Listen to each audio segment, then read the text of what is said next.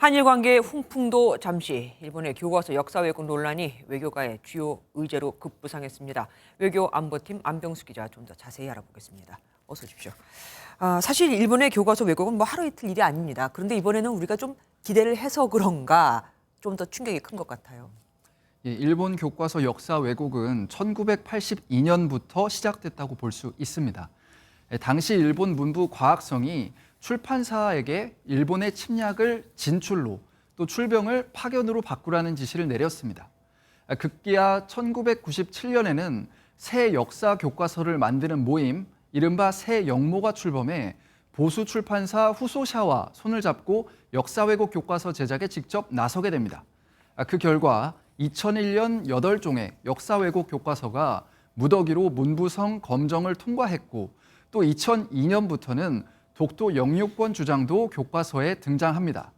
2006년 아베 내각은 국가주의를 강화하는 방향으로 교육기본법을 개정하기도 했습니다. 네. 최근 분위기도 달라지지 않았는데요. 2021년 일본 가그이는 종군과 또 강제 연행이라는 표현이 적절하지 않다는 결정을 발표했습니다. 하지만 일본이 이렇게 매번 역사 왜곡을 해왔어도 우리도 가만히 있지 않았었잖아요. 항의는 했었는데요. 네. 그러나 일본의 태도 변화는 없었습니다. 그랬죠. 그 주한 일본 대사를 초치해서 항의를 하고 또 국내외 시민사회도 비판 목소리를 냈지만 요지부동입니다. 중간에 항의 수위를 높인 일도 있는데요.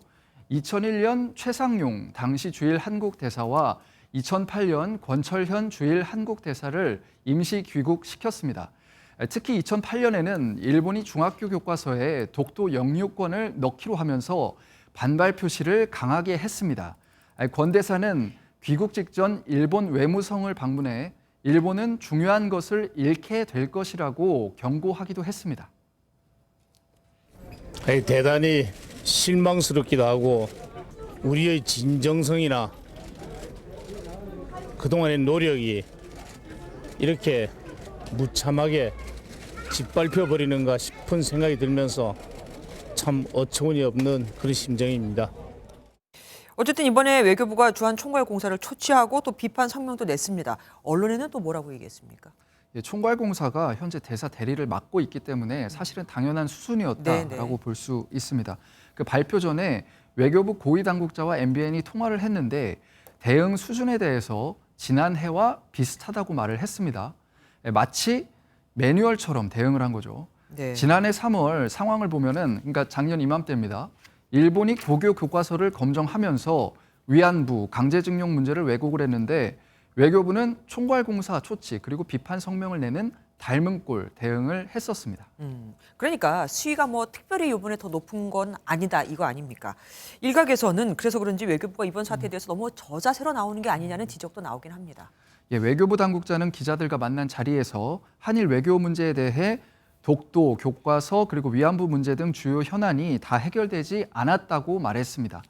교과서 역사 왜곡 문제를 다른 문제와 동일 선상에 놓으면서 해묵은 이슈에 대해서 우리 정부가 특별히 민감하게 반응하기 어렵다라는 뜻을 에둘러 내비친 것으로 풀이됩니다.